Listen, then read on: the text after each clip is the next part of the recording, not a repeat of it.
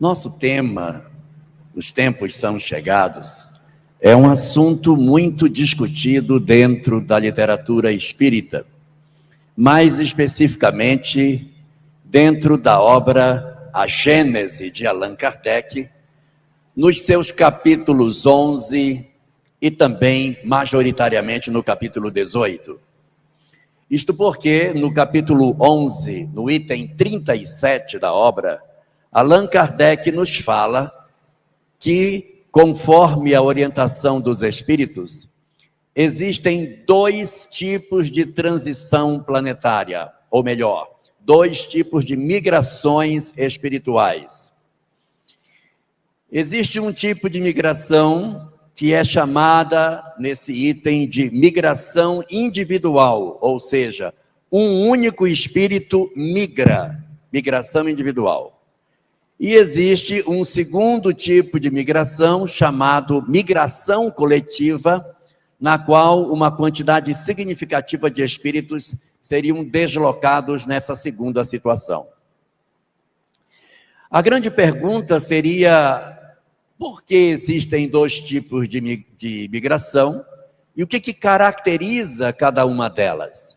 A resposta para essa pergunta está no item 35 do capítulo 11 do mesmo livro, A Gênese. Ali, Allan Kardec iria nos apresentar a razão pela qual esses dois tipos de transição acontecem. As chamadas transições individuais são aquelas em que migram espíritos individualmente. Então, a migração individual ocorre com um espírito. Essa migração é sempre para um mundo melhor do que ele está. Acontece de maneira optativa, ele pode aceitar ou não essa condição. E, além de tudo isso, é uma circunstância que acontece fora do período das chamadas transições planetárias. Então, migração individual, um espírito migra para cima, para um mundo melhor, querendo ou não, ele que vai decidir se ele quer ou não, e isso acontece fora da transição. Migrações coletivas ocorrem no reverso dessa medalha. Ao invés de ser um só, um grupo grande de espíritos migram nas transições, nas migrações coletivas. Migra muita gente, migra para um planeta em condição espiritual inferior a que se está. Não é, na verdade, um processo optativo, é compulsório, ou seja, vai acontecer independente da vontade do espírito. E a quarta característica ocorre somente nas transições planetárias. Às vezes, quando a gente ouve isso, a gente fica pensando: transição individual, um espírito que migra sozinho para um mundo melhor, só se ele quiser. Onde estaria um exemplo disso? Um exemplo disso é a circunstância de Bezerra de Menezes. Lembram? Que recebeu um convite e não quis. Isso é uma migração individual. Migração individual é o caso de Alcione, que também recebeu um convite e aceitou, e foi. Mas o fato de ter ido não invalida a possibilidade de vir aqui, vez por outra, para auxiliar o progresso dos que ficaram na retaguarda. Então, as migrações individuais, elas acontecem de maneira bastante pontual dentro da nossa sociedade, e fora das transições, ou seja, no momento atual, ela não é a melhor coisa para a gente se preocupar, porque nós estamos num período de transição planetária. Então, nesse período de transição, as migrações individuais estão suspensas. Então, não vamos nos preocupar com elas agora, porque elas não vão acontecer. As migrações que temos para acontecer agora é o período das chamadas migrações coletivas. E assim, por que motivo que não tem migração individual durante o período das transições planetárias? Por que durante essa onda da chamada transição só existem as migrações coletivas? Por duas razões. A primeira, o período de transição planetária é um período muito convulsionado, é um período de muita convulsão em termos espirituais. Muita convulsão. E vai precisar de muita ajuda espiritual, muita atividade dos que são bons para harmonizar a sociedade que entra num processo de ebulição. Então, por que motivo um espírito se libertaria da Terra para ir para um outro planeta, se vamos entrar num período de grande crise, de grande dificuldade espiritual e de necessidade da presença de muitos companheiros do lado de lá da vida? E a segunda razão, ora. Se a transição planetária marca a mudança de um determinado planeta para uma condição melhor, por que eu vou liberar alguém para ir para um outro planeta, se aqui já vai ficar bom? Aguarda um pouquinho, meu filho. São só 300, 400, 500 anos que seja. E já está mudado. Para que você vai? Fica aqui. Colabora e já fica. Então, não é muito lógico que a gente tenha migrações individuais na hora em que as coisas estão mudando para melhor e que eu vou precisar de tanta gente para garantir a harmonia. Períodos de transição planetária, portanto, são períodos marcados por uma presença muito forte espiritual em função do que significa esse período para a história da humanidade. Mas o que seria de fato esse fenômeno da chamada transição planetária? A literatura espírita nos diz que os mundos, assim como os espíritos, passam por períodos de transformação. E todas as vezes que uma sociedade chega numa situação em que ela está madura para passar para uma nova fase, diz-se que o mundo entrou em período de transição planetária. É um período no qual nós observamos características do mundo velho misturadas com a característica do mundo novo. Existe uma mescla das duas verdades no mesmo ambiente. E isso é que é chamado de transição planetária. Segundo aquilo que é possível recolher da literatura espírita, a transição planetária ela é marcada pelas seguintes etapas. Etapa número 1, quando começa a transição planetária, ocorre um acentuado número de espíritos perturbados encarnando no planeta. Calma que ninguém precisa ficar preocupado, porque já está acontecendo. Então, o que é o início da transição? Uma série de entidades profundamente desequilibradas encarnam na Terra nessa janela de tempo. E aí vocês vão me dizer, mas para que isso? Para que essa maldade, esse monte de gente encarnando aqui? Na verdade, eles são irmãos nossos e que precisam de uma oportunidade de progresso. Se o tempo naquela condição espiritual está acabando, se nós viermos a impedir com que eles reencarnem, nós vamos impedir com que essas entidades tenham uma chance de se renovar. Então eles precisam vir para que aproveite a janela de tempo que está se fechando, porque em breve tempo esse grupo de espíritos perderá a concessão de encarnação no planeta. Eles certamente migrarão para outro lugar que seja uma sociedade em condições mais atrasadas do que a Terra. Então eu preciso que eles encarnem. Não significa dizer que essas entidades elas não encarnaram durante a história. Claro que elas encarnaram. E quando elas estiveram aqui, elas foram reconhecidas pela perturbação que elas traziam. Só que fora da transição planetária, elas encarnam em conta-gotas. Encarna um, espera os outros. Aquele vem, agora vai você. Então eles ficam sendo substituídos na Terra, um por vez, para que a humanidade consiga absorver as suas ideologias loucas e consigam se equilibrar. Quando chega no período da chamada transição planetária, essas entidades não podem mais encarnar a conta-gotas. a gente retira a tampa do frasco e derrama tudo de uma vez. Então ocorre uma encarnação maciça de entidades perturbadoras na mesma sociedade, nos chamados períodos de transição planetária. Nós vamos encontrar no livro do Apocalipse, no capítulo 20, uma colocação que diz assim: e no final dos tempos, convém que Satanás seja solto por um pouco de tempo. Então, no final dos tempos, Satanás será solto. Ninguém precisa ficar intranquilo.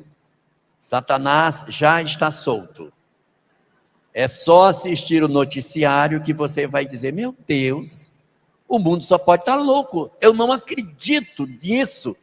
E realmente ocorre uma grande inversão de valores nos chamados períodos de transição, em virtude de uma encarnação expressiva de entidades com esse padrão vibratório. Eles encarnam na Terra de forma diferente de como eles encarnavam anteriormente. Eles encarnam agora em grupos mais expressivos, e é possível perceber esse processo acontecendo na medida em que nós observamos valores profundamente diferentes sendo apresentados para a nossa sociedade. Esse é o primeiro momento. Momento número 2, o que acontece? Segundo, o alastrar das ideologias loucas. Eles encarnam uma quantidade enorme de gente perturbada, e um segundo momento é que as ideologias mais bizarras se espalham sobre a Terra. Se espalham por quê? Porque essas entidades vão fazer o processo de perturbação, e também porque eles ficam desencarnados assediando as pessoas para que ouçam as suas propostas, e dessa maneira a gente observe um processo de degeneração dos valores que a sociedade possui. Esse segundo sinal também é um sinal que ninguém precisa estar preocupado, porque também já está acontecendo. Então pode ficar tranquilo. Sinal número 3, que a gente observa dentro da literatura espírita: a encarnação dos bons.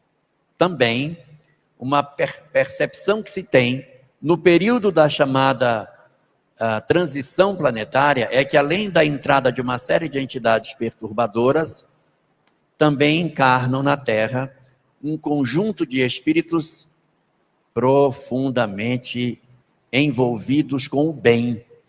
E aí você tem uma mescla, você olha para um grupo e olha para outro: gente, como são diferentes nos seus ideais, como esse outro grupo é tão vocacionado para uma vida melhor, uma vida mais partilhada, mais coletiva, mais inclusiva, mais fraterna. Enquanto que esse grupo é marcado pelo ódio, pela desigualdade, pelo desamor, pela descrença, pela busca dos valores do materialismo. Então você olha e percebe como se fossem duas tribos completamente diferentes vivendo no planeta. Um outro sinal que a gente vai ter, seria um quarto sinal, é o período dos testemunhos, em que nós teremos que testemunhar se nós verdadeiramente entendemos todas as lições que nos foram oferecidas anteriormente. Porque o período de transição planetária só começa depois que as doutrinas que esclarecem as nossas vidas já foram pregadas ao homem, que a gente já sabe o que é o bem, já é claro para todos nós o caminho mais adequado para que a gente se desenvolva. Esse seria o quarto elemento, os grandes testemunhos que vão acontecer. E o quinto e último sinal é a migração dos maus. Chega um certo momento, depois de dadas uma série de oportunidades, esgotadas as perspectivas de permanência de determinadas entidades no nosso orbe, ocorre o fenômeno da migração. Então termina a transição planetária com a migração dos endurecidos. Então o primeiro sinal é a chegada dos endurecidos na terra, encarna de maneira substancial. Depois, o crescimento das ideologias loucas. Terceiro, a encarnação dos bons. 4, o período dos testemunhos, por viver numa sociedade marcada por tantas contradições. E, por último, a migração dos que se mostrarem ainda endurecidos para o processo de mudança. Essas seriam as etapas que a gente encontra na literatura espírita. Mas não é só ali que a gente vai encontrar essas informações. Nós também encontramos no Evangelho de Jesus, mais especificamente no Evangelho de Mateus, no seu capítulo 24. Ali também existe um texto no Evangelho de Mateus chamado o Sermão Profético. É um sermão diferente dos outros sermões de Jesus, porque o sermão profético, ele é um sermão marcado por uma característica diferente das outras falas do Cristo. Porque nas falas de Jesus, elas sempre foram falas interpessoais, momentos de apresentação de como a gente deve viver com os outros. Mas quando chegamos nesse chamado sermão profético, não é essa a tônica da fala de Jesus. Jesus não vai falar sobre como os homens devem se comportar. Ele não vai falar sobre como devem viver os homens. Ele vai falar especificamente sobre 7 sinais, não tenho 7 dedos, são 7 sinais que marcam a chamada etapa da transformação do nosso orbe.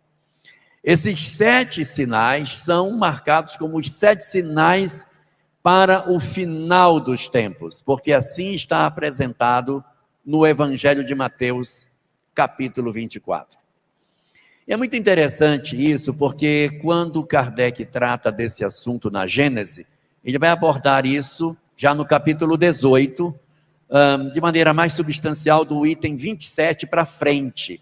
Mas a gente já encontra notícias dessa informação desde o item 9 do capítulo 18 da Gênese, que pode ser conjugado com uma mensagem que está contida no livro Obras Póstumas, na segunda parte, capítulo 31, intitulado Regeneração da Humanidade.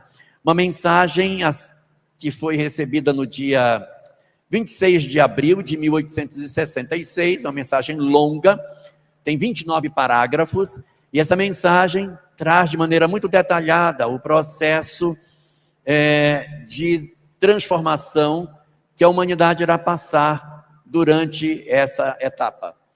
E já no começo dessa mensagem, no seu parágrafo 3º, ela diz o seguinte: não procureis nos céus os indicativos de que a transição planetária começou.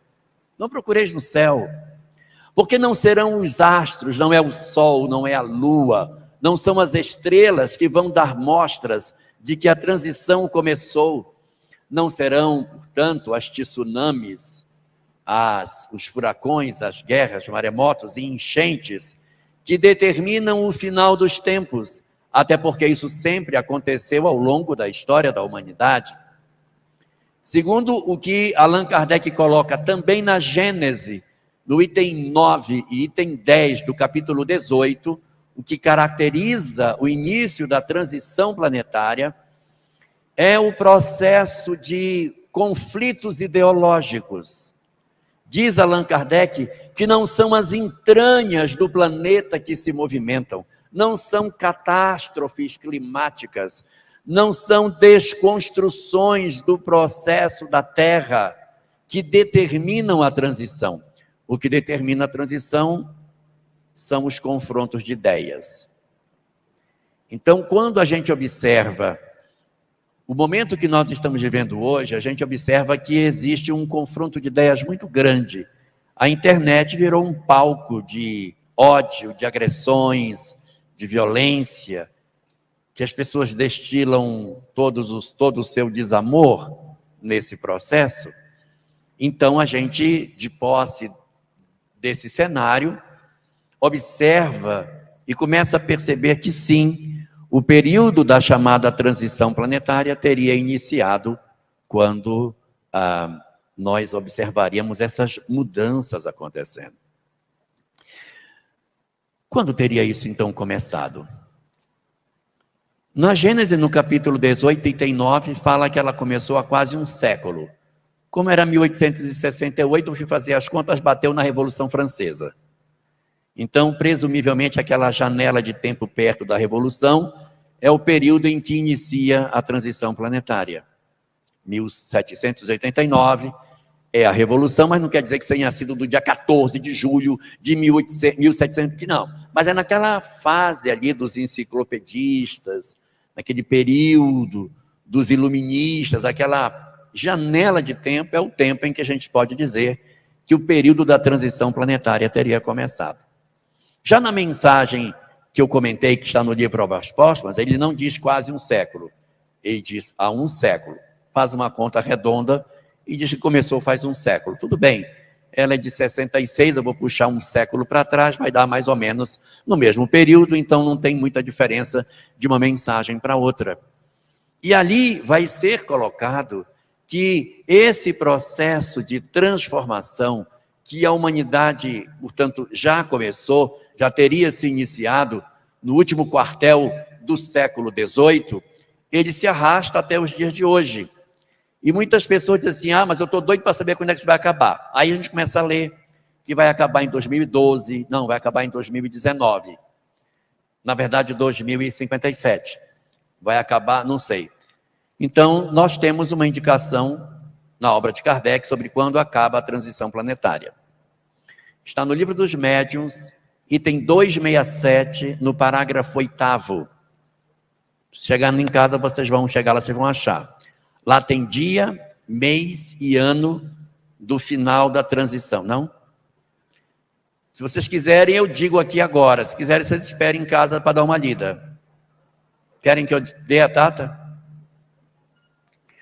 O item 267, parágrafo 8º, diz o seguinte: reconhecem-se os espíritos levianos pela facilidade com que preditam fatos. Os espíritos superiores nunca dão datas, indicam apenas quando algo tenha que acontecer, mas não apontam datas. Aí tem um ponto em seguida, e daí diz: todo evento com data marcada tem indício de mistificação. Portanto, não acreditemos em nenhuma dessas previsões que nos apontam um ano, uma data, uma coisa, como se já fosse uma determinação divina sem flexibilidade. O próprio Evangelho fala que quando houver a transição, a mudança, que é representada como a segunda vinda do Cristo, que é o retorno dele para voltar a habitar o planeta, que ele virá como um ladrão, ou seja, ninguém vai saber a hora que ele vem. Ela não será anunciada, ou seja, o processo da transição planetária não tem data marcada, porque o relógio de Deus não tem ponteiro. Muito bem. Então, essa chamada transição, esse processo, ele também está presente no Evangelho de Mateus. E, curiosamente, lá no Evangelho de Mateus, a tradução que foi feita fala que é o final dos tempos. Certamente muita gente que deve ter ouvido essa expressão, final dos tempos. É o final dos tempos. Se você for pegar no grego o que está escrito nesse trecho do Evangelho, em grego está escrito Sintelea Cosmos. Sintelea Cosmos. Sintelea é a palavra no grego que dá origem à palavra síntese, resultado, conclusão, no sentido de resumo. Sintelea, cosmos é mundo. Em Esperanto, a tradução de Zamenhof, para os que conhecem Esperanto aqui, o que está escrito lá nesse momento é maturidio de la mondadio. Os que sabem Esperanto devem ter entendido que é, sim, maturação da idade do mundo. O mundo teria ficado maduro, mas não o fim dos tempos, mas o término de um período para o começo de outro. Não fala que é o final dos tempos, mas sinteleia cosmo, não tem nem tempo na frase, está escrito cosmo, que é planeta. Então, sinteleia cosmos, a síntese do mundo, maturitio della mondatio. E essa maturitio della mondatio, apresentado ali no capítulo 24 de Mateus, dos versículos 1 até o versículo 14, vai falar para nós que são sete os sinais que indicam a transição planetária. Sinal número 1, primeiro sinal da transição planetária, está dito lá: haverá falsos cristos.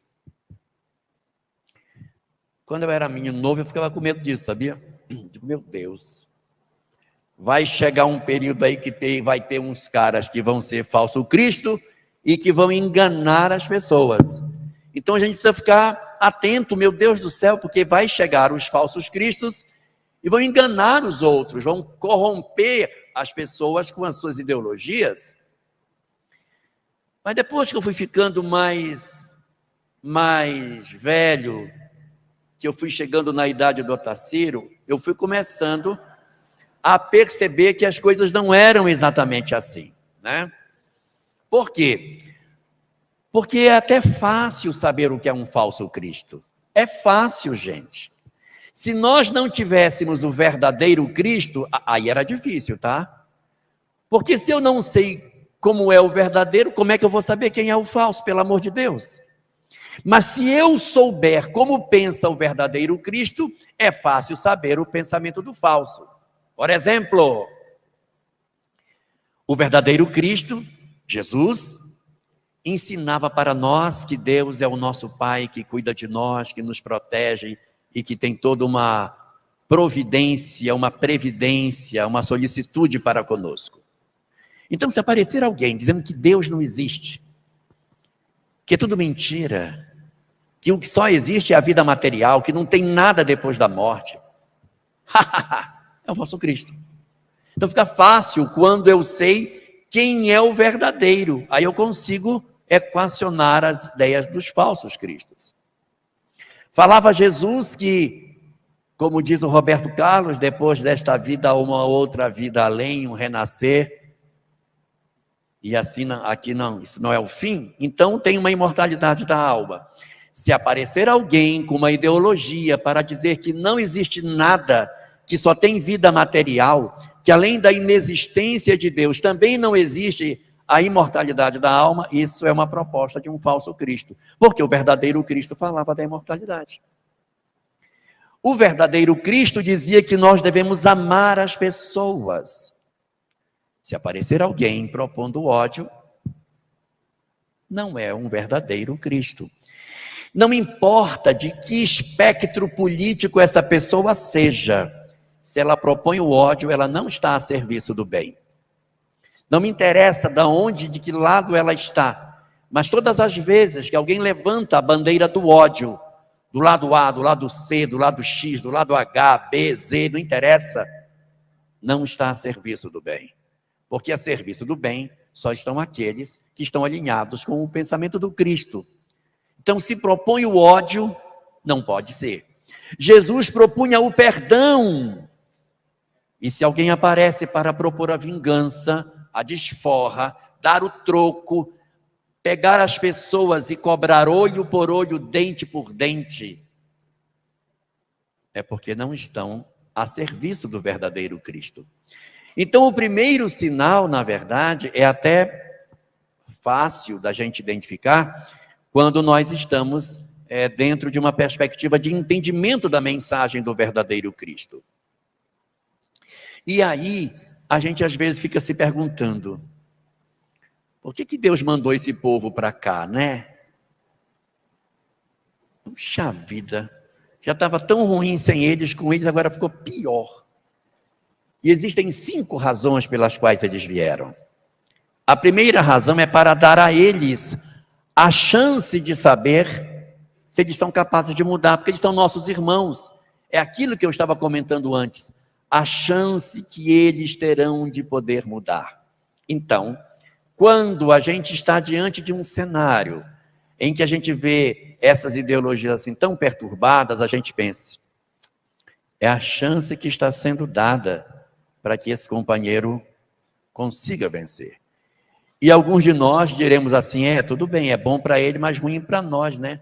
Porque a gente fica lidando com esse monte de loucura da nossa sociedade.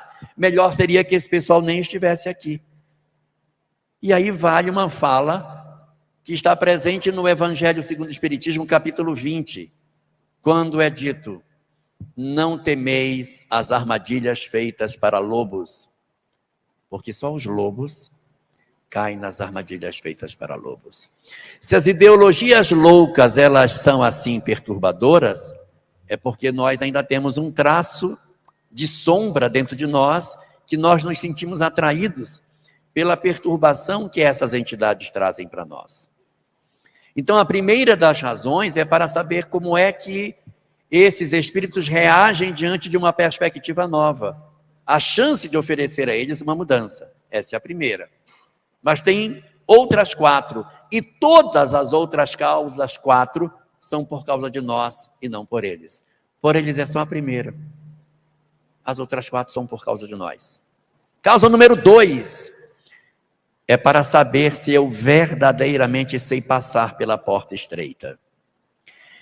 Então é muito fácil você ser bom se as portas do mal não estão abertas. Se as portas do mal estão fechadas, eu não sei se eu sou bom. Não sei. Eu preciso que as portas estejam todas abertas para que eu diga, eu vi aberto, mas eu não passei, porque tudo me é lícito, mas nem tudo me convém. É o momento de testar se nós verdadeiramente estamos dispostos a fazer um movimento interior nosso na direção de uma transformação, a ponto de que, mesmo diante dos convites infelizes que as ideologias loucas nos trazem, nós consigamos fazer a opção pelo bem. Eu não sei se todo mundo está entendendo quando eu falo das ideologias loucas que essas entidades trazem. São perturbações, basicamente, em alguns ângulos. Egoísmo excessivo, que leva as pessoas a explorarem os outros, a aumentar a desigualdade social, a destruir o meio ambiente, a ter uma sede de poder imensa, um materialismo desesperado, um deboche da religião, um deboche de tudo que é espiritual. Esse é um flanco que eles têm. Um segundo flanco é uma sede de poder. Não querem dinheiro, querem poder, quer mandar em gente. Gostoso é mandar nos outros. É exercer um processo de desconstrução da vida dos outros, porque eu exerço o papel de comando sobre eles. Os primeiros são movidos pelo egoísmo e o segundo é movido pelo orgulho. O terceiro sinal, e esses 3 sinais estão no livro Ceareiros de Volta, página 39, uma mensagem chamada Os Fantasmas da Mente, assinada por um companheiro espírita chamado Albano Couto. O primeiro fantasma é essa sede das coisas materiais. O segundo é a sede pelos aspectos do poder. E o terceiro é o desregramento no campo da sexualidade. Então é a promiscuidade, a desregramento no campo das energias afetivas, o terceiro grande fantasma da mente, que levam todos eles a um processo de intolerância, de inaceitação de quem pensa diferente, raiva de quem contesta minhas ideias. Então é mais ou menos nesse sentido. E você vai ver isso acontecendo também nos ambientes religiosos.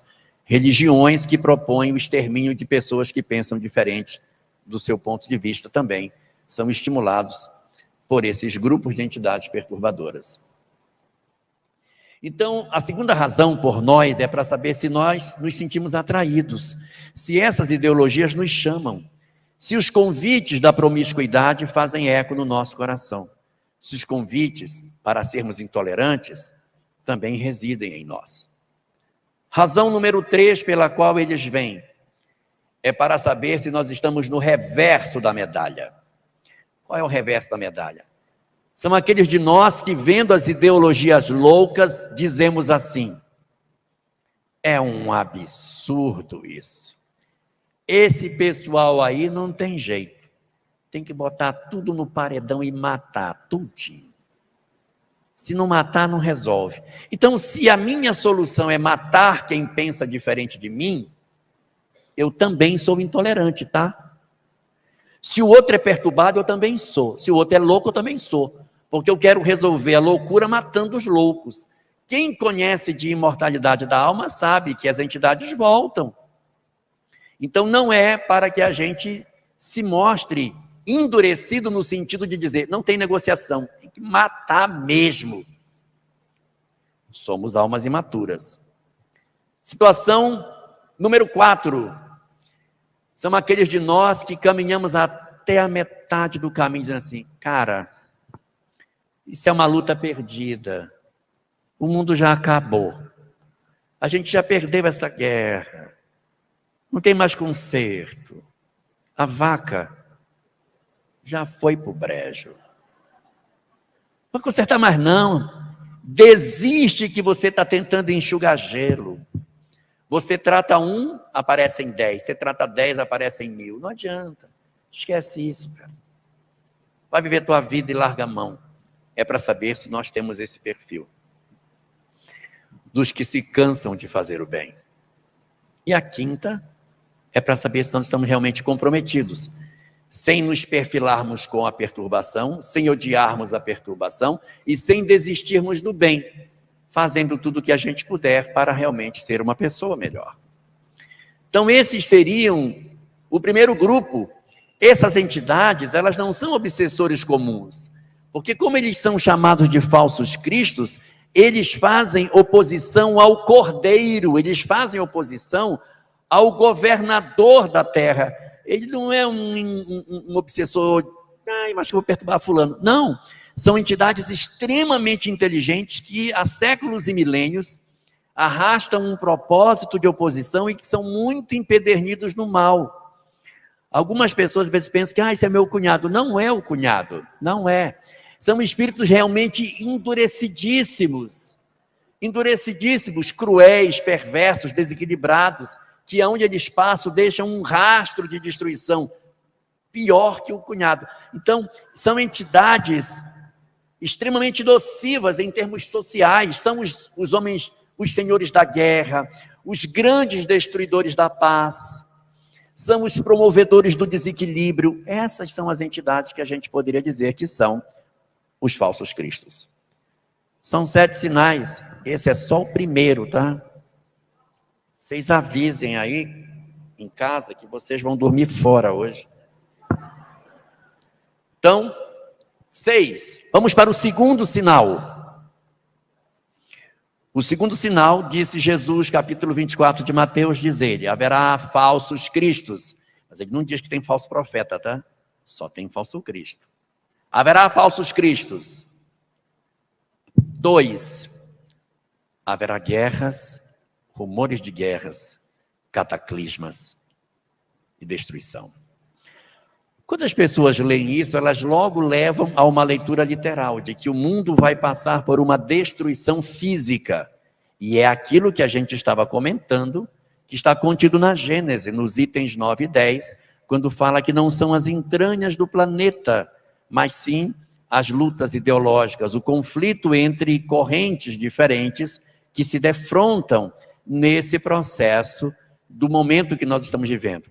Quem ainda não percebeu que nós estamos vendo isso, está dormindo, porque está claríssimo para nós que nós temos hoje na Terra um grupo de pessoas alinhadas com o progresso e um outro grupo alinhada com o que é o passado. E o que caracteriza as que são alinhadas com o progresso é o amor. Essa é a grande característica. Nós temos dentro desse texto, apontado ali no parágrafo 13 da mensagem que está no capítulo 31 da segunda parte de Obras Póstumas, 4 características dos espíritos passadistas, desses que são complicadinhos. 4 características deles. Primeira característica, uma rebeldia com Deus terrível. Eles têm uma aversão a Deus, essa é a primeira. Característica número 2 que eles têm. Em função de ter uma aversão a Deus, Eles têm uma profunda ignorância dos conceitos espirituais. Eles desconhecem as leis universais e, consequentemente, têm um grande apego à matéria. São muito apegados às coisas materiais, exatamente porque desconhecem que são espíritos imortais. Característica número 3, vocês vão pegar isso no 13º parágrafo daquela mensagem de Obras Postas. Característica número 3, são entidades que não conseguem conter suas paixões. As paixões os dominam e eles são arrastados pelas paixões. E a quarta das características é que eles são cheios de imperfeições morais. Orgulho, egoísmo, vaidade, cupidez. As imperfeições morais dominam essas entidades de maneira muito clara. Então essas são as 4 características das entidades que são endurecidas, que estarão por aqui. Não necessariamente elas fazem parte desses falsos cristos, mas elas estão no confronto que está acontecendo na sociedade. Então, você vai observar a sociedade hoje lutando, brigando numa confusão danada. Os passadistas têm essas características. Aversão a Deus,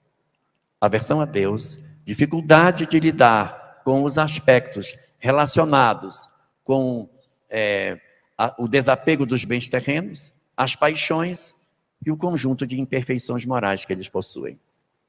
Então essa seria a segunda das características que, segundo Kardec, não é física, são características sociológicas. Então nós temos ainda 5 sinais. Sinal número 3, haverá ódio. Haverá muito ódio no mundo. Alguém não está vendo isso? Esse sinal também está acontecendo, tá? Haverá ódio, também está se dando. Existe uma quantidade enorme de pessoas hoje movidas pelo ódio na nossa sociedade. Se você quer saber se ela realmente pertence à geração nova, ela não pode ter ódio. Se tiver, desconfie. Porque a geração nova não tem a característica do ódio como característica essencial dela. Parágrafo 17 dessa mesma mensagem vai oferecer as características da geração nova, que é exatamente o oposto daquilo que está apresentado na geração que vai ficar por aqui, geração endurecida que está por aqui.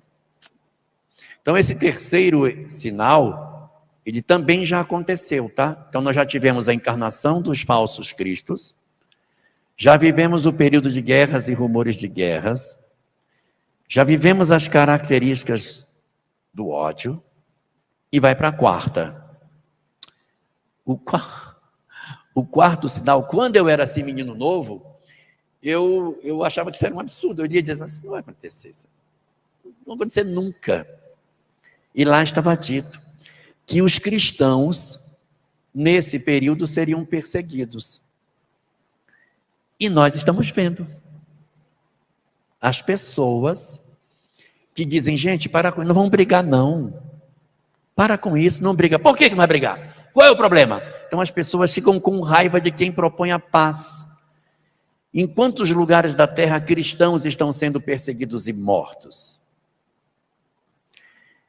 Nunca imaginei que eu iria ver a nossa humanidade promover um processo dessa natureza. Religiões que estão surgindo no mundo e que fazem oposição ao cristianismo e que estão matando os missionários cristãos. E independente de missionários cristãos, na nossa sociedade, quando você defende valores relacionados com a vida, você é agredido. Quando você diz assim, gente, não adianta a pena de morte, você vai resolver sim, porque esse não mata mais nessa. Vai voltar. Quando você diz, gente, o aborto não é boa solução. Não, a mãe tem direito. Mas essa não é a visão da doutrina espírita. A doutrina espírita ela é sempre a favor da vida. Seja a vida dentro do ventre, seja a vida de alguém que cometeu um crime, a doutrina espírita é sempre a favor da vida. E como ela é a favor da vida, ela também é a favor da vida da mãe. Porque às vezes uma mulher aborta e ela acaba carregando uma culpa danada, achando que ela cometeu algo que não vai ter mais conserto na vida.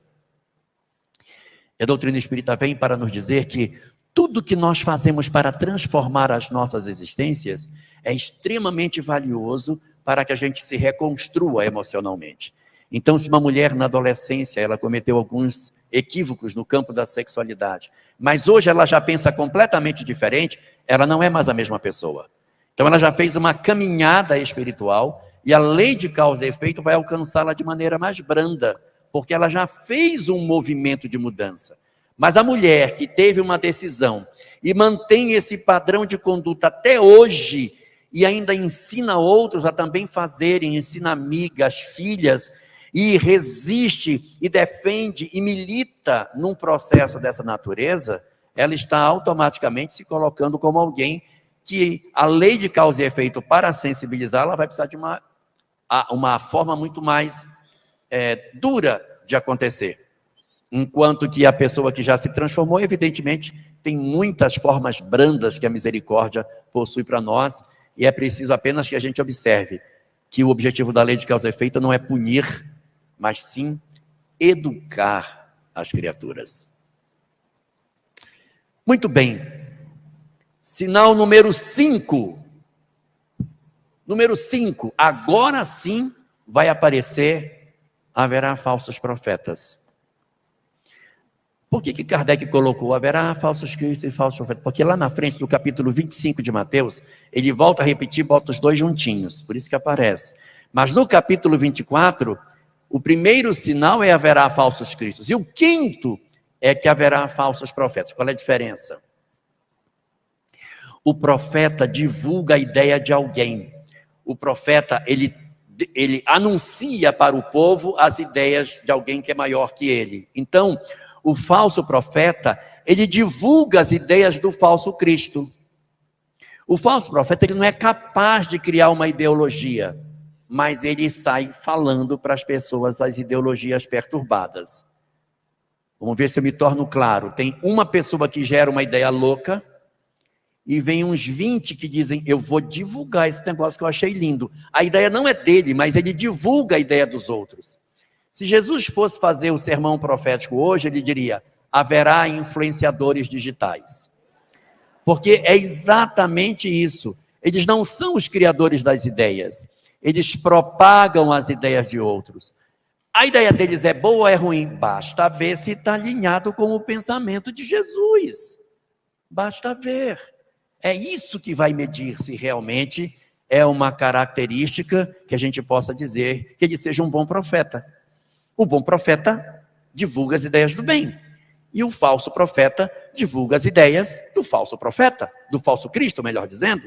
Então, você olha e diz assim, olha, ele está divulgando só perturbação. Então, esquece que ele está a serviço do mal. E o que mais a gente tem visto hoje são pessoas promovendo esse tipo de situação. O curioso é que em todo esse sermão de Jesus, ele fala um sinal desse, aí põe uma vírgula assim, mas ainda não será o fim. Haverá falsos cristos, mas ainda não será o fim. Haverá guerras e rumores de guerras, mas ainda não será o fim. Haverá perseguição aos cristãos, mas ainda não será o fim. Haverá falsos profetas, mas ainda não será o fim. Daí vem o sexto sinal, penúltimo.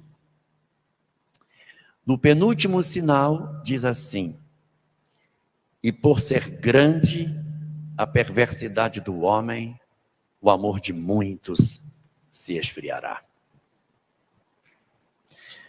O que é esse esfriar? É a desistência, aquele cansaço do bem que a gente estava comentando ainda há pouco. Então esse sinal vai apresentar-se como sendo o sexto. Porque depois de todas essas etapas, gente, estou cansado já. Isso aí não dá certo não, larga a mão. É o sexto sinal.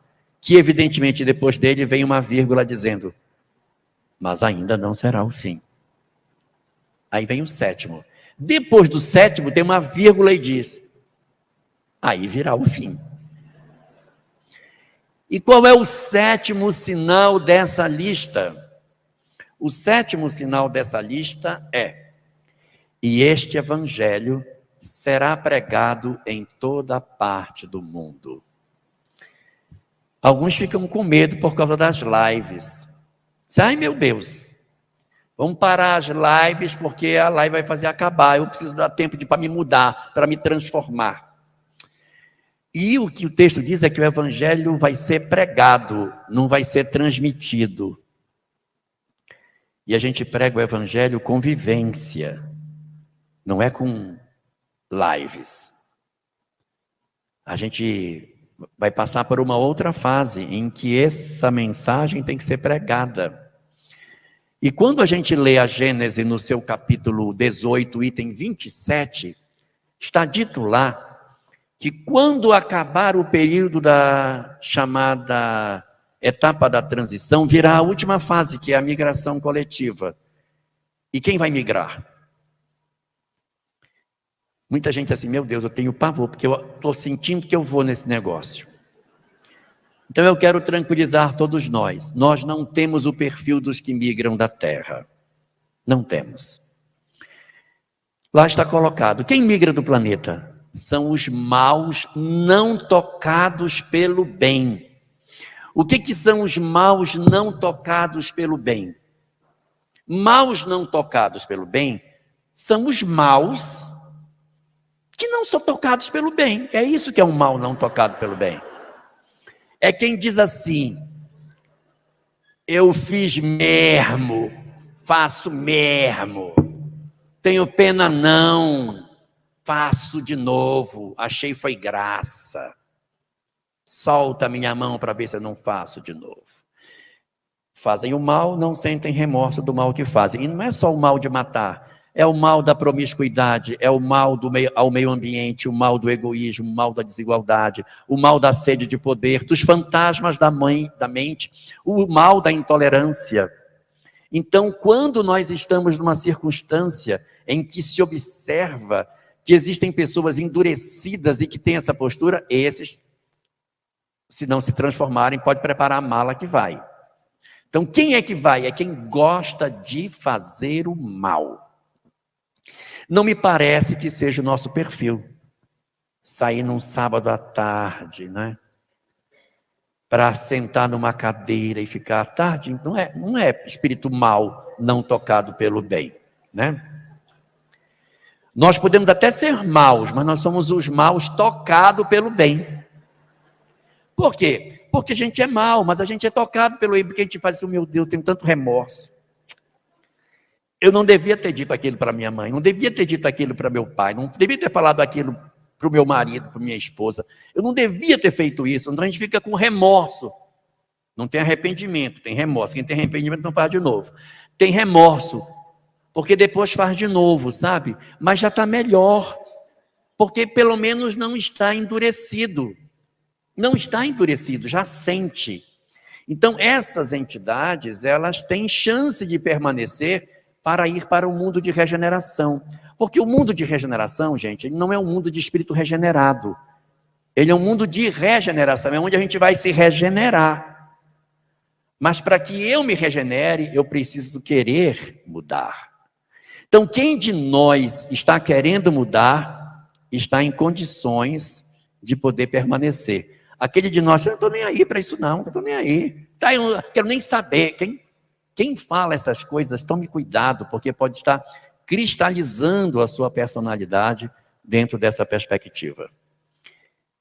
E está lá na Gênesis, no item 27, no finalzinho do 27, o que vai acontecer com os maus tocados pelo bem, que somos nós. Está lá. Os maus tocados pelo bem, eles migrarão dentro do planeta para outros lugares mais difíceis. Ou seja, essa boca boa de morar no Brasil, literatura espírita à vontade, centro espírita lotado, eventos toda semana, internet em português com muita coisa, vai acabar. Será que a gente não percebe que o governador planetário não é o governador do nosso país? Ele é o governador. Pensei que você ia mostrar 5 minutos para mim. Eu não vi. Mostrou? Que lindo. Deixa eu terminar. O governador, ele não é o governador do país, ele é o governador do planeta. Então, por que ele botou tanta gente no Brasil aqui? Porque aqui é o centro de formação de mão de obra. Ele está formando mão de obra aqui para depois espalhar essa mão de obra pelo mundo. Nunca viram a expressão Brasil, coração do mundo, pátria do Evangelho? Se o Brasil é o coração, o mundo é o corpo. Qual é o papel do coração para o corpo humano? O que o coração faz para o corpo? Bombeia o quê? Sangue. Nós somos o sangue. O Brasil é o coração do mundo, ele está se enchendo de sangue. Cada um de nós é uma hemácia. Nós estamos dentro do coração e o coração depois vai bombear. E nós vamos nos espalhar pelo planeta. O Brasil só tem 500 anos de história. A gente vai voltar de onde veio. Tem uma parte que vai para a Europa, um pessoal vai para a África, outros vão para a Oceania, para a Ásia. Não pensem que quem vai para a Europa vai pegar a boca boa. Não vai. Porque a Europa está cheia de materialismo, cheia de intolerância religiosa. Vai ser uma tarefa difícil para quem for para a Europa. Mas não faz muito sentido ficar todo mundo aqui. Boa parte de nós vamos voltar para outros lugares. Não necessariamente para pregar espiritismo. A gente pode renascer entre católicos, entre muçulmanos, entre protestantes, ou fora da religião, nascer no mundo científico, no mundo filosófico, no mundo da educação, no mundo da arte, no mundo da política. Precisamos de pessoas boas em todos os postos. Então, esse é o último sinal que falta para o término da transição. Ou seja, esta encarnação ainda não é a de serviço, essa é a de treinamento. A encarnação de serviço é a próxima em que nós seremos espalhados pelo planeta. Aproveitemos esta encarnação para recolher todo o material de amor que a gente tiver, porque segundo o que está colocado pelo Espírito de Verdade, no livro Evangelho segundo o Espiritismo, diz: aqueles que não recuarem diante dos desafios, o Senhor confiará os postos mais difíceis da grande renovação do Evangelho. Nós vamos ser chamados para ocupar os postos mais difíceis, estar nos locais onde o cristianismo é mais rejeitado. E lembremos de Jesus falando para os discípulos: eis que vos envio como ovelhas ao covil dos lobos. Esse é o sinal dos tempos. Nós somos seres indestrutíveis, não precisamos temer o nosso futuro, mas nos preparemos, porque a grande tarefa vai começar e o Cristo conta com cada um de nós. Uma boa tarde para todos nós e boa sorte para a gente.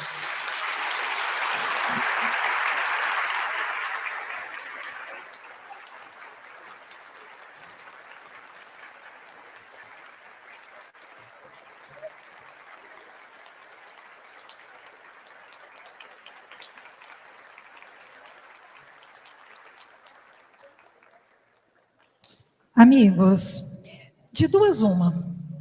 Ou ninguém tem pergunta porque ele foi claríssimo, ou não haveria tempo para o Jorge responder. Mas nós temos uma pergunta. E só que tem um detalhe. O Jorge vai fazer autógrafos, vai autografar os livros. Quem visitou o estande da livraria da USE viu que ali tem os livros dele e ele vai autografar os livros. Tá? Uma pergunta. Como o livre-arbítrio humano, considerado em seu aspecto coletivo, pode influenciar na chegada ou não desses tempos, postergando ou adiantando os processos de remoção?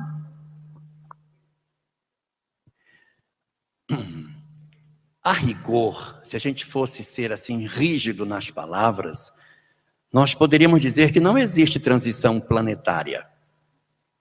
O que existe é transição da humanidade planetária. Porque o planeta não vai mudar. Mangueira vai continuar dando manga. Chuva vai continuar caindo para baixo. Não vai ter mudança no planeta. Pode ser que com o tempo o meio ambiente até melhore. Mas assim, dizer que a transição planetária, porque a Terra vai voltar para o eixo, isso não tem sentido.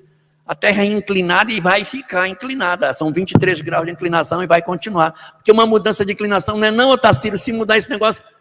Gente, se mudar 1 milímetro, assim, Um segundo da inclinação já é uma coisa louca no planeta. Então, não é dessa forma.